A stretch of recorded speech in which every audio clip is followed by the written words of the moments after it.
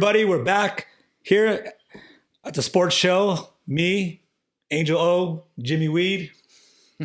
We are back, guys. I had a great week last week of football, so I just want to talk about the picks that we had, recap our show from last week, Jaime. So a little bit of the post-mortem of Super Wildcard Weekend. What transpired, what's to come, the guys that, got beheaded after that, who's going where. We got a little bit of everything. Yeah, we're talking about a lot of stuff. We're also, at the end of the show, we're going to do our picks for this week. So stay on the show, stay tuned. We're going to talk about those picks. But right now, we're going to talk about my Rams. I called it. We beat the Hawks. I knew we'd upset them. You want to call it an upset. I knew we'd beat them. People want to call it an upset. When two teams face each other so much that really there is no element of surprise, that you know what the other team is going to do. For example, Aaron Donald kept saying, we know exactly what Russell Wilson likes to do, how he likes to roll out, which side of the field he likes to roll out to. And basically, every single thing that, the Seahawks do. And when you have the number one defense in the NFL, obviously, and you have the best defensive player in the NFL in Aaron Donald, who, had 2 sacks, the player who's sacked Russell Wilson the most in his career is number 99, Agent 99. I think, it was going to be a pretty even game. And at the end of the day, it didn't matter that Jared Goff had to play. Because Jared Goff, he may be one of the worst number one picks ever. Tim Couch notwithstanding, but yeah. Absolutely. I mean, he did what he needed to do. He didn't turn the ball over. Maybe it was a wake up call for him. I mean, him getting benched. I don't know if he got benched, but he didn't start the game. And I don't know, but this game was won by the defense. Absolutely. Yeah. Jared Goff had nothing to do, and really. The Hawks got lucky with that last touchdown, Metcalf. It was a wide open misplay. Well, yeah, they know, how to scramble, and obviously DK Metcalf hasn't had a great few games against the Rams because of Jalen Ramsey, what he's able to do. He's the best cover guy in the league, for my money. But yeah, it's all about the defense. Defense wins championships. And that's why That's why I'm excited to go, to Green Bay. As long as we don't turn the ball over, we'll talk about that later. But that's where I'm really going to be able to go off on Goff. That's where I'm really going to be able to go off on Goff. Hold on, guys. Hold on. We'll get into that here soon. But the Bills, actually, it was surprising. I thought the Bills would blow out the Colts, but Colts are one of those dangerous teams. Well, they've got a great running attack. A double-headed monster in Naseem Hines and their other running back, who a rookie who had over 200 yards, I believe 253 yards in the final game of the season, of the regular season. Phillip Rivers did okay. He didn't throw interceptions. When he at the very end, yes, he did throw it. But it was a Hail Mary, the last play of the game, so that really doesn't count. Great defense by the Colts. I was surprised that they were able to come back and make it such a competitive game there at the end, 27-24 in favor of the Bills. Well, Rivers is an old quarterback. He's not scared of the moment. So it didn't surprise me him coming back like that. But it was surprising me how close the game was. And it's going to be interesting this week. The Bills, how long has it been, Jaime, since they've been? 1995 was the last time, I believe, that they were in the playoffs, that they won a playoff game. So, yeah, they've been waiting for a very, very long time. Well, congratulations, Bills Mafia. You got to win there, so see if you can keep it up. So the next game was the Bucs over Washington. Now, Jaime, you picked Washington to win. I did. I thought Alex Smith was going to play, even though Taylor Heineke was incredible. You don't spell it that way, but if I had one, I'd have a Heineke for Heineke, because he was incredible. He really made that team believe that they had a chance. Chase Young, who I thought was going to sack Tom Brady, he wasn't able to get to him the entire night. They did a great job of blocking Chase Young.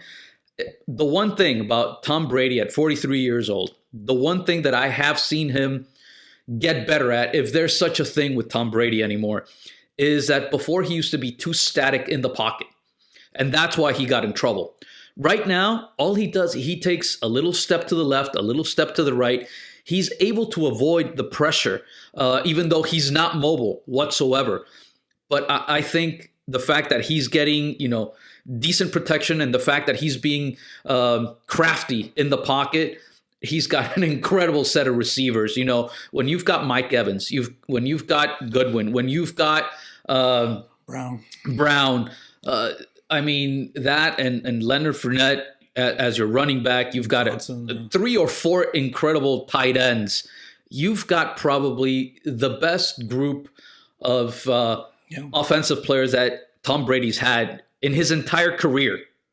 So that's why, that team is it's scary to see what they can do, but I do think that their run is coming to an end. We'll talk about that later as well. Browns beat the Steelers. That got both of us. We both picked the Steelers. I think nobody saw that one coming. 28-0 in the first quarter.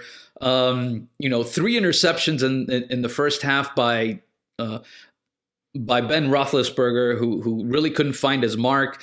The first play of the game, Pouncey, overshoots a 6'6" Ben Roethlisberger over his head, and that's what 10 seconds into the game, it's already 7-0 in favor of the Browns, who were playing without their head coach, Kevin Stefanski, who was out because of COVID. This is a team that needs to play defense. They need to keep it on the ground. They've got, Nick Chubb, Kareem Hunt, 2 great running backs, and that's their formula for success. If you leave it all to Baker Mayfield, then more than likely things are not going to turn out the way they're supposed to for the Browns, who also, the last time they won a playoff game, 1995, Bill Belichick was the head coach of the Browns back then. Well, talking about Bill Belichick, he's going to be our next topic. But congratulations to Dog Pound for getting that win. You don't have to wear the paper bags over your heads right now. You can stand up high and proud. But Saints over the Bears, that we knew that they blew them out. It was they really didn't blow them out at the beginning of the game. The first half was 7-3. It was a really hard fought defensive style game in the first half. However, in the second half, that's where the Saints defense took over. Mitchell Trubisky, he didn't play horribly, 199 yards through the air, but only 43 on the ground. When you put all the pressure on your quarterback, I don't care who it is. It's even worse if it's Mitchell Trubisky, because we know that Mitchell Trubisky hasn't done a lot, really. And so you knew that it was going to be really hard for the Bears to be able to beat the Saints at home. And when you've got, like I said earlier in the week in our NFLero show, that when you've got the 3 Musketeers, Los Tres Mosqueteros, with Drew Brees, you've got Michael Thomas, who came back and caught a touchdown from Drew Brees, and you've got Alvin Kamara, then you've got an incredible set of weapons there for the Saints, who I think, are definitely contenders. Yeah, they are contenders. But now over to the next topic here is, like you talked about the coach earlier, Belichick. Oof. As you can see here, Belichick, Medal of Freedom, he turned it down. Well, he said that after everything that went on this past week, he considers himself someone who stands up for democracy, who stands up for, the right of the people to be able to do things the proper way. He doesn't, want to incite violence, and he, along with the team, along with the Patriots, the New England Patriots, decided that he should not go forward and receive the Medal of Freedom from Donald Trump, just because it would send the wrong message. I don't know why he would get the Medal of Freedom anyways. For what? He's done a lot, I guess, for the New England Patriots. Yeah, for the Boston area. They're buddies, as well as everybody in the Patriots organization, at least, team owner, everything, they support Donald Trump. He's been giving medals of freedom to several athletes in the last week. One of them was Gary Player and Annika Sorenstam. But Bill Belichick, I think, did the right thing. If you don't like it, come at me. I don't think he deserved it anyway, so whatever. I don't know what he did. But the next topic we got here is another one. Doug Peterson. Doug Peterson got fired this week, which is kind of crazy to think about. He won a Super Bowl, 3 years ago? Yes, but this year was a complete disaster. I mean, Philly was probably one of the worst teams in the worst division in football, the NFL least. Carson Wentz was the most sacked quarterback. He threw the most picks. He just had absolutely no control. Apparently, they were not on the same page, Doug Peterson and Carson Wentz. That's why he benched him. He brought in Jalen Hurts, who did a great job. You know, he won a few of the games where he was the starter. He was, in the last week of the regular season, you've got to try and win. And Doug Peterson basically benched Jalen Hurts after Jalen Hurts had scored twice already. And he brought in Nate Sudfeld, who was the third string quarterback, a guy that had been on the practice squad the entire year. And he's trying to tell me that he was trying to win? I mean, come on. Not only that, but Jeffrey Lurie, the owner of the Eagles, you know, after the season said, you know what? He met with Doug Peterson, and apparently they were not on the same page as to how to bring back the team. Carson Wentz has already asked for a trade because he doesn't think that he's the right guy for Philly right now. However, without Doug Peterson, he might stay. Otherwise, there's a few places where I think Carson Wentz could fit in. You know, he needs a new start. I think he needs a new start no matter what. Philly is in for a rough time come in the next couple of years. You know, it's interesting because Wentz had an MVP caliber season with Coach Peterson, and then all of a sudden the tides turn. Something happened in that locker room. I don't know what happened there. I think Wentz had a lot to do with the firing. Oh, absolutely. Yeah, absolutely. He had a lot to do with it, but also Carson Wentz lost the locker room. When you've got your own players saying, when Jalen Hurts came in and took over as the starting quarterback, and your own teammates say, yeah, this is the type of guy we need. This is the type of leader that we need on the field. You knew that Carson Wentz's days with the Eagles were over. All right, let's move on now. We'll talk about, how about them Cowboys? Oh, my God. I'm not a Cowboys fan, so don't. How about them Cowboys? Can you believe it? They hired Dan Quinn as their defensive coordinator. This is the guy who, in the Super Bowl, had a 28-3 lead in the third quarter. And they blew it against the Patriots. And then this past year, basically he got fired as the head coach of the Atlanta Falcons. Why? Because they couldn't maintain a lead in the fourth quarter. They lost 20-point leads in the fourth quarter on 3 occasions this year. That's incredible. You just don't do that. And you're going to tell me that, yes, the Cowboys, who had, I believe they had one of the worst defenses in the league, of course. But Quinn, I mean, everybody goes back to his Seattle day. Like, they think the Legion of Boom is going to carry on. He had some serious players in Seattle, like some defensive players. That's the problem. You've got to have the personnel to be able to execute, a defense like the Legion of Boom. And obviously, the Cowboys don't have that type of personnel. They're not going to be the Legion of Boom no matter what. But that's what they're expecting from every time. I think Atlanta hired him, and now the Cowboys, and like he's going to create this magic from the Legion of Boom. But it comes down to the players at the end of the day. Oh yeah, of course. The Cowboys gave up 473 points this year.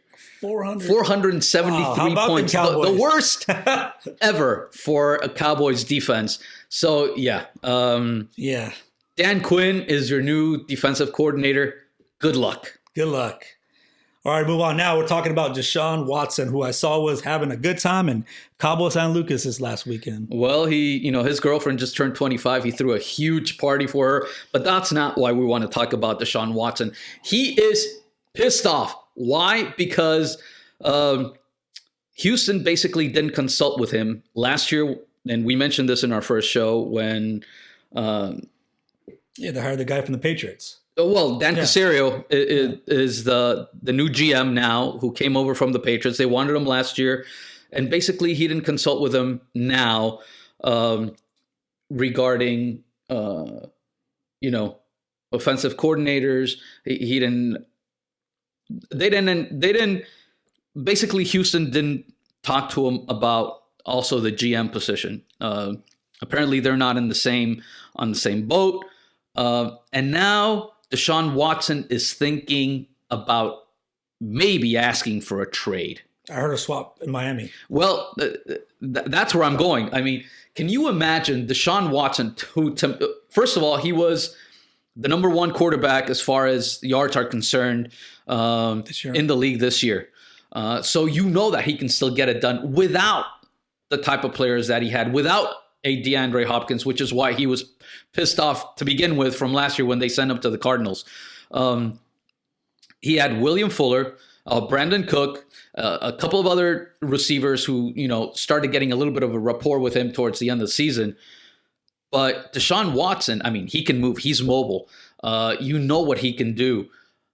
And so Chris Mortensen from ESPN said that one of the possibilities would be for DeShaun Watson to go to my Miami Dolphins. Yes, I absolutely say yes to that. You know what? Package Tua and one of the 2 first-round picks, not the one that they got from Houston, which is the number 3 pick in the draft. I want to keep that one so we can get Devontae Smith, who we're going to talk about next. Oh, God. But can you imagine? That would be a great combination.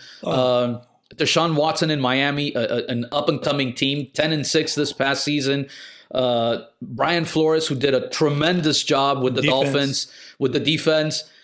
That would just add excitement back in South Florida. So give him the second first-round pick, and if you want, give him a second. Give him something else back. And to Tagovailoa, all that package back to Houston, and I'm okay with DeShaun Watson going to Miami. But there's also rumors that the Raiders would be interested in him, even though I don't think that that's a possibility. I think the other team that could land DeShaun Watson, if he does really play hardball with Houston, is the Jets. Why? Because the Jets have 2 number 1 picks in 2021 and 2 number 1 picks in 2022. So they could package something like that. They're also looking for a new head coach. Maybe Doug Peterson would wind up at the Jets, because I believe their GM and Doug Peterson, already have worked together in the past. So that's a possibility. But to me, hey, selfishly, I want DeShaun Watson in Miami. However, Henry Ruggs, the rookie, said that he wouldn't mind having DeShaun Watson in Vegas, being a Raider. And he basically said, oh, yeah, I approve of a quarterback swap after Derek Carr, who, wasn't spectacular, but he wasn't bad this year. He was middle-of-the-road quarterback. He threw for 27 touchdowns. And he was doing well, I believe, Derek Carr, who is a leader, who probably is the leader of that team. And for Henry Ruggs, he didn't come out and say it specifically, but he liked an Instagram post with a, DeShaun Watson wearing a Raider jersey. I mean, that's the Raiders. It's the Raiders being the Raiders. The Raiders. It's the Raiders being the Raiders. Now, you know what? I'd like Derek Carr to go out and maybe like an Instagram post or do something about the Raiders, maybe getting a Devontae Smith, if they could, which is not going to happen because Devontae Smith is going to be one of the top 2 or 3 picks in the draft. But what if he started saying, oh yeah, let's trade this guy, let's trade that guy, and get somebody else. There's already a lot of politics. They wouldn't like it. A lot of politics within the Raiders, but for DeShaun Watson to be either in Miami or New York, I mean, what 2 great places to play football? I mean, no, are you kidding? Yeah. Who wants to play for the Jets? Well, he's in New York. I mean, it's a big city. Yeah, but who wants to play for the Jets? I know. I mean, and that's another thing. In my opinion, who wants to play for Miami or the Jets? I mean, I'm sorry. Well, I mean, if you do Miami, everybody wants to play for Miami now, looking what they're doing. I think DeShaun Watson would rather go to Miami than go to the Jets, who have the number 1 pick in the draft. And I believe that, they have the number 2 pick in the draft because number 1 goes to Jacksonville, who more than likely is going to choose Trevor Lawrence. But if that's not the case, there is that window of opportunity for DeShaun Watson to say, well, I'll go here or I'll go there. But Miami sounds great to me. You'll be in South Beach. Not a bad place to be. Yeah. So the next thing we're talking about here is the Alabama Crimson Tide. Oh, they put it on Ohio State. It wasn't even close. I mean, this team looked like they could take on the Jags. They could take on the Jets. Oh, yeah, they'd beat the Jets. I mean, it's incredible what Nick Saban is able to do. He's been able to do in Alabama. This team. Didn't Saban break a record? 7 titles? He's got 7 titles? Alabama has 7 titles. He's won his 6. Yes, he's with Alabama. With 6 titles with Alabama. And 6 national championships with Alabama. And 1 with LSU. I mean, it's incredible. Yeah. But that's what you get when you have a guy who runs everything, an extremely tight ship. He is basically a dictator down in Tuscaloosa, but he gets results. Not only that, the incoming recruiting class is the number 1 recruiting class. So basically, they're just going to reload. It doesn't matter because you lose, yes, Devontae Smith, the Heisman winner, who came out of nowhere, really, because the last 2 years, Trevor Lawrence was pretty much a given by everybody who was going to be the winner of the Heisman this year. He got COVID, so he didn't play in a few games. He lost, a couple of games this year, and that's why I think also Trevor Lawrence's stock, as far as the Heisman is concerned, went down. And Devontae Smith was just incredible. And if you didn't see him play in the national championship game, you missed an incredible performance just in the first half. He got hurt early in the second half, so he couldn't add to these numbers. But listen to this: 12 catches, 215 yards, and 3 touchdowns in the first half alone. Unbelievable. He was MVP. You tell me who else has done something similar. I don't know anyone who's done a receiver. I mean, they're comparing him to Marvin Harrison. I mean, some big time. They're comparing him to like a few receivers that were in the NFL that are great receivers. But he's just smooth. Like he's just a natural, smooth receiver. Like fast as well. I mean, very effortless. His separation is, once he catches the ball or once he makes a move on those DBs, forget it. Yeah, he's a beast. So I don't know where he's going. They're saying he might. Miami, number 3 pick. Miami, keep that pick. They're gonna have a good receiver in their hands. And I think did Nick Saban, he tied Bear Bryant with 6. They have 6 and 6. I think he did. I'm not sure positive on that one, but I was watching something about that. But I mean, what a coach! What an organization! If you ask, the Alabama Crimson Tide fans right now, who's a better coach? Nick Saban or Bear Bryant?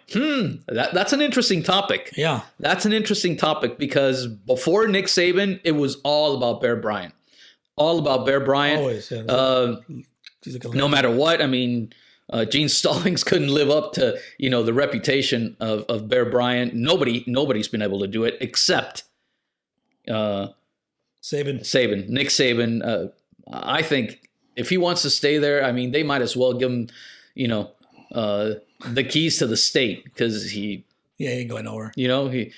He's not going anywhere, and he owns college football right now. My phone was blowing up with all the Crimson Tide fans last night. They're. I'm just tired of Alabama. I mean, we need some other teams in this. The Pac-12. I agree. I mean, they beat up each other. They don't go up in rank, and it's like we need some new people up in college National Football League. I mean, it's just Alabama, Ohio State. I mean, USC needs to get their stuff back USC together. Needs to get their act in gear. Yeah. They need to do things a lot better. I think, Clemson over the last few years, starting with DeShaun Watson and then Trevor Lawrence, they've got a great quarterback who I can't remember his name right now but he's a beast of a guy. He's like 6'5". He's got a cannon for an arm. He played for Trevor Lawrence against Notre Dame, as a matter of fact, when they lost that game as a starting quarterback. And it's a really, really weird name. Let me look it up because it's... well, I mean, the Pac-12, I mean, there's so many other conferences out there. Well, actually, Alabama lost their offensive coordinator. Speaking of USC, Steve Sarkisian went to Texas. Oh, that's right. Oh, here it is. It's DJ Uiagalelei. Oh, wow. So yeah, Good luck with that name. It's not an easy name to say, Uiagalelei. But anyways, he's going to be another great quarterback for Clemson. Clemson has done well, for the ACC. Before that, it was Florida State. Miami seems to be up and coming. It's all about the U, baby. So we'll see. Michigan, I think, has dropped off significantly in the last few years. So I don't think that team is the same. That program. Harbaugh just signed an extension. Yeah. He just signed an extension. I believe it's $4 million a year with the possibility of making $8 million a year with incentives. But he's happy there. Well, I don't think he's going to be able to go back to the pros. We've seen what he did at the end of his stint with the 49ers. They wanted him out, and his stock is just not as high right now with Michigan. I think Wisconsin may be another team, and Penn State, they can recover and fight with Ohio State for the Big Ten championship. So we'll see. All right. Well, that's enough about college football. We're going to move on to talk about boxing. Oh, MMA. my God. This guy. All right. Listen to this. Okay. First of all, I don't think Conor McGregor should get in a boxing ring, with a real boxer. That's not something that, yes, it might sell a lot of tickets, but McGregor's not a boxer. We saw that against Floyd Mayweather, who toyed with him until he knocked him out. It's one thing to fight 5 rounds of 5 minutes and then fight 12 rounds of 3 minutes. It takes different conditioning. I get it, all you MMA freaks who think that MMA is a lot better than boxing. I get it, yes, but you get to throw elbows, you get to knee people, you get to, hug each other on the ground. Do all sorts of things, which you don't do in boxing. But what really upsets me is that the WBC is saying that if Conor McGregor beats a ranked opponent, he would be, able to contend for a title. Are you kidding me? Seriously? That is one of the biggest jokes I've ever heard. Why are you going to get a sideshow like Conor McGregor coming into boxing? Give him the opportunity to fight a real fighter. Granted, if he beat him, he does hit hard, but he's not a boxer. I don't care what you say. He's not a boxer, even though he wants to fight Manny Pacquiao. I think that's ludicrous as well. It's all about the money. It's all about the Benjamins. It's all about the Benjamins. But give me a break. Conor McGregor fighting for a title in the WBC? Please. Yeah. Por favor. No mames. Exactly. No mames. No mames. Let's go. Next, we're talking about the NBA. We got a lot of things to talk about. Here, we're talking about Kyrie Irving. He's out for the week. He was spotted at a family party with no mask on, violated all the COVID restrictions and violations, I guess. Does that surprise you? No. Does that surprise you? We're talking about Kyrie here. I mean, a guy that, yes, he's been at the forefront of the Black Lives Movement and all, other social issues. But when it comes to partying, sorry to say it, NBA players, other than, taking care of business on the court, that's what they do best, is party. And so Kyrie Irving, it doesn't surprise me at all that he was at a party, didn't follow COVID protocols, and now he's out for over a week. I mean, come on. Yeah. Get with the program. Yep, very selfish. And they actually canceled a few games this week already. Yes, I believe it's been 3 or 4 because of, COVID issues, trying to see who was close to whom or whatnot. Miami, I believe, was going to be missing 8 players. I don't. That's why I think they suspended the game, because I don't think Miami was going to have enough players to actually suit up for the game. So there's talk about going back to the bubble. I think it's, they did a great job, but how they should probably do it like, maybe like a 15 game bubble and then take a break or a couple of days and then do a 15 game, like something like that. Yeah, because you can't for have 6 months. You can't have the guys there from now till the end of April when the playoffs would start. They already know how the formulated. They already know how it works. They did a great job. They did an amazing job. They did an amazing job, but I don't think the NBA Players Association would be okay with another 4 months of the bubble during the regular season and then the playoffs. Are you kidding me? They gotta break it up. Whoever gets to the finals is not going to see their family for 6 to 7 months. That's why it's not hard to win in the bubble. It's hard to win in the bubble, and that's why my Lakers. Oh, come on! Here we go again. Okay. So before we talk about the Lakers, a truncated season. So now you're going to tell me that also, I still put an asterisk on the Dodgers as well. 60 games, We're not talking about 60 Dodgers games, right and now we're going to see what happens, because Major League Baseball is going to have 162 games for the 2021 season. Now I really want to see if the arms hold up for the Dodgers. We're still talking about the champions right here, the Lakers. Okay, so we're keeping it basketball right now. Now, LaMelo Ball, youngest player to record a triple-double in the NBA history. And he played against Lonzo. When he did it? No. I believe he did it the game after he played Lonzo. That brother on brother matchup, which everybody was, so intent in seeing. But tell you what, LaMelo Ball, he can ball. I think he's the best baller. He's the baller. Yeah. He's the baller of that whole brand. Yes. Let me tell you, he is the baller.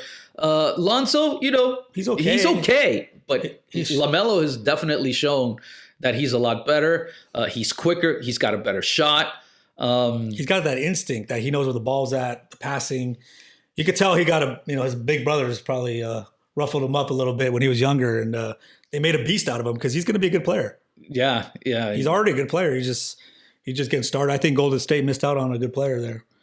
But I don't know if he fit into Golden State, because if you have Steph Curry, where would LaMelo Ball play? Would he play the 2 guard?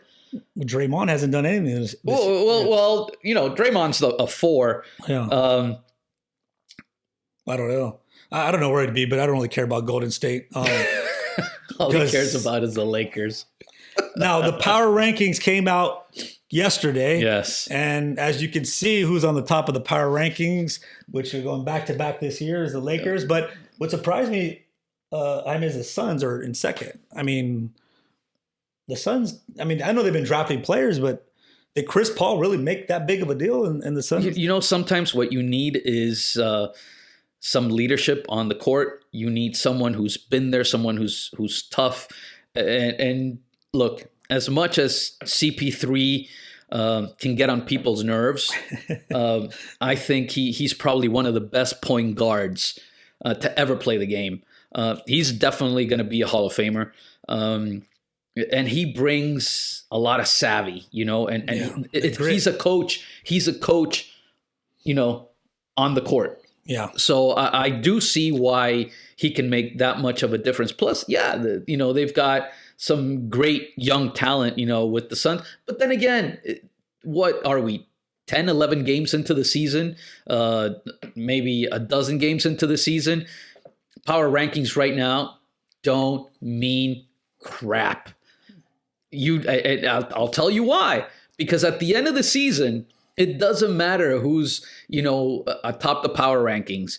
If so, then the Milwaukee Bucks, would be the 2-time reigning champs or whatever, because the Milwaukee Bucks were the number 1 team, power ranked teams the last 2 years. What happens in the playoffs? That's when you really make your money. So power rankings in the regular season, to me, doesn't mean anything.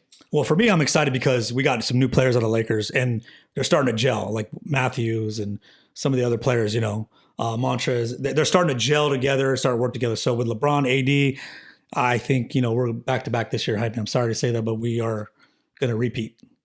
Okay. Or maybe three-peat. We'll talk. Oh, God. Oh, God. Okay. Yeah. Okay. Now you're going to repeat. Lakers are going to repeat. Yeah. Three-peat. Okay. Yeah, sure. All right. So we're going to close out the show with our picks for the week of the NFL playoffs. We got the first game, which is my Rams are playing the Packers in Lambeau Field. Tell you what.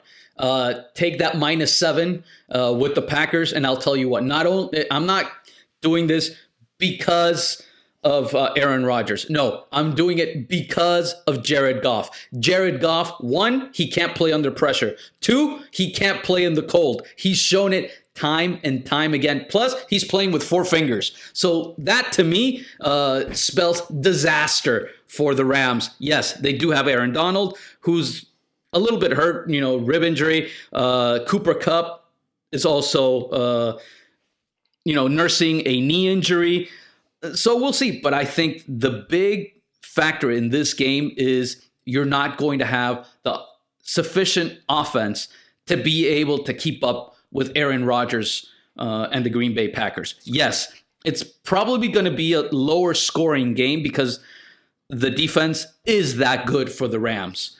But you're not going to tell me that they're going to intercept Aaron Rodgers 3 times and take it back for scores. I can see a sack fumble. Aaron Rodgers threw only 5 picks in the regular season and 48 touchdowns. So you're going to have to keep up. Plus, playing in the snow, maybe. I don't know. In that cold. Yeah. I'm telling you, Jared Goff cannot play in the cold. I would rather see the Rams play John Wolford than play Jared Goff, to be honest with you. I think they have a better shot at actually beating the Packers with John Wolford as the starting quarterback. Jared Goff is a choker. He's done it year in and year out under pressure and in the cold. Well, maybe he needed 4 fingers. He's better now. He did it last week. Maybe less is better. 4-finger Goff, we'll call him. Less is better. I don't know what the weather's going to be like. It does make a big difference. But look, Akers did good. He ran the ball good. Cam Akers has been incredible the last 2 games. We don't turn the ball over. We got a good running game and a defense. So if it is wet, the weather's bad, defense and running the ball is where you want to be when it comes right with bad weather. Well, that's right. It's true. Championships you win by having a good rushing offense, a good running attack, and also a good defense. That's what wins championships. You were in Lambeau last year, right? I was at Lambeau. I've been to Lambeau several times. How cold is it? Oh, it's brutal. The coldest day I've ever experienced, one of them at least, was at Lambeau when it was Brett Favre's last game with the Packers. And that's when they lost to Eli Manning and the Giants on their way to their first Super Bowl. Wow. 25 degrees at kickoff. Ugh. But it felt a lot colder because of that wind chill. Oh, my God. Bone chilling. Do they have they warm up the field, don't they? They have something under the ground where the field, they can warm it up? Yes, they do. But no matter what, I mean, it's cold. I can't. It's cold. Dude, that's cold. You got a Miami guy, LA guy. We don't. That's the frozen tundra, dude. Brown skin. We're in the Caribbean somewhere, Tell me about it. So I think my Rams got a shot as long as we don't turn the ball over. And I don't know. Quarterback. Packers -7. Yeah. Well, I got the Rams. I can't go against them on this one. So we'll see you guys next week of who wins. But the next game we got here is the Geriatric Bowl. This is hilarious. 43, if you guys are just listening to this, we've got a picture of Tom Brady with a gray beard and also Drew Brees with a gray beard and glasses. 43 years old for Tom Brady. On the 15th is, I believe it's Drew Brees' birthday. He will be 42 years old. Oh, wow. So Never you've got two of the oldest guys in the league. They can still do it. Trust me, they can still do it. the Saints have beaten the Bucks the 2 times they play them this year. It's very hard to beat a team 3 times. However, especially Tom Brady. However, in the history of the National Football League, this the same match in the playoffs where a team has beaten the other one twice already. I believe it's been 31 times that has occurred. Well, the team that has won the first 2 games has won 22 times. So it's not like it can't be done. As a matter of fact, 2/3 of the time, it's more than likely that the team that's won the previous 2 is going to win. However, we have Tom Brady. -3. And as much as I hate to give Tom Brady credit, as much as I hate to keep talking about Tom Brady, as much as, as much pain as he's cost me through the years, you can't count him out. Yeah, I'm taking the Bucks on this one. I think the Bucks are going to win. They've got a great core of receivers. I said it. Leonard Fournette also he did an extremely good job this past week. I think they've got it all. However, Bruce Arians also finds ways to lose in the postseason. Yeah. If you put pressure on Tom Brady, which I believe the Saints can do, then it's a completely different ballgame. The Saints had a hard time in the first half with the Bears. In the first half of that game, it was. Yes. They changed their game plan. Both teams are completely different from the 2 times that they played. The first time, I believe it was the first game of the season. Yeah. It was, and so, Brady was just getting adjusted and feeling his way through things with the Bucks. He threw a pick 6. It was a bad game, and then the Saints went into Tampa and just absolutely clobbered. Yeah, they killed the Bucks. I think this game's going to be a lot closer. Yeah. So Saints -3. Saints -3. You're taking the Bucks. Take the Bucks. You take the Bucks. You know what? Just because I hate Tom Brady, I'm going to have to go with the Saints -3. Do it for yourself. But you know what? You can take the points with Tampa Bay, and that would be a great bet. Yeah. So, all right. So the next game we have here is the Bills and the Ravens. Wow, Bills and Ravens. Josh Allen is the real deal. Stephon Diggs, that combination is lethal. However, the one thing about the Bills is they don't have a running game. Not only that, but they sprinkle in their running game every so often. I believe the last game, their running backs combined for, I don't know, less than 50 yards. It's ridiculous. If you don't have a running game against a team that is fundamentally sound on defense, a great defensive team as the Ravens, who have Lamar Jackson on the other side, who have J.K. Dobbins, who have several guys who can run the ball. And then you take that pressure off of Lamar, who also, he just won his first playoff game ever. And now he believes he can actually win. That's a very tough matchup for the Bills at home. Bill Mafia, I'm sorry, but you're gonna suffer this one time, just because I think Baltimore is more of a complete team.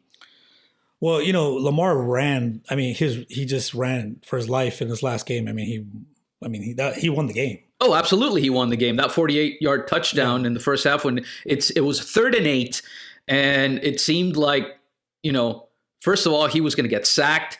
Then he was going to be short of the first down, and all of a sudden, he turned on the jets, juked a couple guys, and he ran it in for the score. I believe that's the score that tied the game 10-10, and after that, they never looked back. Yeah, he did a lot of running in that game. So if they shut him down, I don't know. I'm taking the Bills. Well, that's the one. That's the one thing. They have to shut down Lamar Jackson. I think if they can contain him, yeah, they'll be good. It'll be okay. But the fact that you know, they don't have a running game, that the Bills don't have a running game, to me is probably one of the worst things that can happen to a team in the postseason. You need to establish a running game. And when you don't have one, when you depend on Josh Allen to be your number one rusher as well as your quarterback and your that thing is it's just not, you know, not only that, Zach Moss is out. So they're only going to have Devin Singletary. And they're playing in Buffalo. Devin Singletary had 3 rushes for 21 yards. Well, and you never know the weather. Well, the weather is going to play a big impact. If it's snowing like crazy, you know, we'll have to run the ball. You have to run the ball, yeah. So I think it could be a lot of running quarterbacks on this game. They're going to be running for their lives. So, but I'm going to stick with the Bills. You're going to stick with the Bills. I'm going to go with the Ravens. Okay, I'm going to go with the Ravens. Let's go to the last game. Is the Browns and the Steelers? No, sorry, the Browns and Kansas City and at the Chiefs. This is a big 9.5. 9.5. This the Chiefs are favored by 9.5, and you would expect a big number. Why? Because of Patrick Mahomes. Because they're playing at Arrowhead. You know, Patrick Mahomes is just a different ball player. He's just a different guy out there.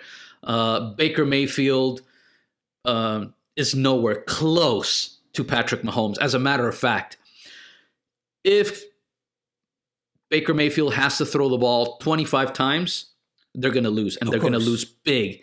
That would be the game plan. Let him shut down the run game. And absolutely. I would put 8 in a box. But you got to remember that the Browns have Nick Chubb and Kareem Hunt, who's going back to Kansas City. Right. Remember that he was let go from the Chiefs because of domestic violence or something like that. Right. And so they let him go. He was suspended for a while. The Browns picked him up. He's done incredible with the Browns. So to me, that's the plan for the Browns. Keep it on the ground. You know, have those 2 guys run up and down the field all day long. And if you're successful, not only that, you keep Mahomes off the field. Right. Yeah, I think the dog pound, enjoy your one playoff win because it's over this weekend. Yeah, I would be extremely surprised if the Chiefs don't advance to the championship game, the AFC championship game against a Ravens team. I think that's going to be a great game. I'm already looking forward to that. Ravens Chiefs? Ravens Chiefs to go to the Super Bowl. I know a lot of people have the Bills. Yeah. But I'm telling you, a team that doesn't run the ball in the postseason can't win the championship. That's why the future looks bright for my Rams. So hopefully we can win. All right, we're going to win this week. Hang your hat on Cam Akers. Hang your hat on Cam Akers. Hey, if Aaron Donald could run the ball, I'd agree with you. Put him in, right? Put them all in. So hopefully he's doing good for this weekend. But that's our picks for the football week. This is our show. If you'd like to be on our show, we'd like to get you on and Zoom you in here and come talk with us on the show. You can go to our Instagram page and send us a private message, and we can get you on our show with us here. We love to talk with everyone. Get some fans on here because we want to hear what's going on. You got your comments too. You know, just send us your comments. We'll reply to your comments. You know what? It's all about talking smack, baby. It's all about talking. And also, you can follow us on YouTube, Instagram, and also you can hear us if you can, on our podcast on Spotify. It's on all platforms of podcasting, so Spotify, Pandora, all the podcasts out there. So you can also subscribe to that as well. So with that said, Jaime, that's our show. It's Jimmy Weed. We're out. It's all about the U, baby. It's all about the U. I'll wear it next week. See you next week. The U.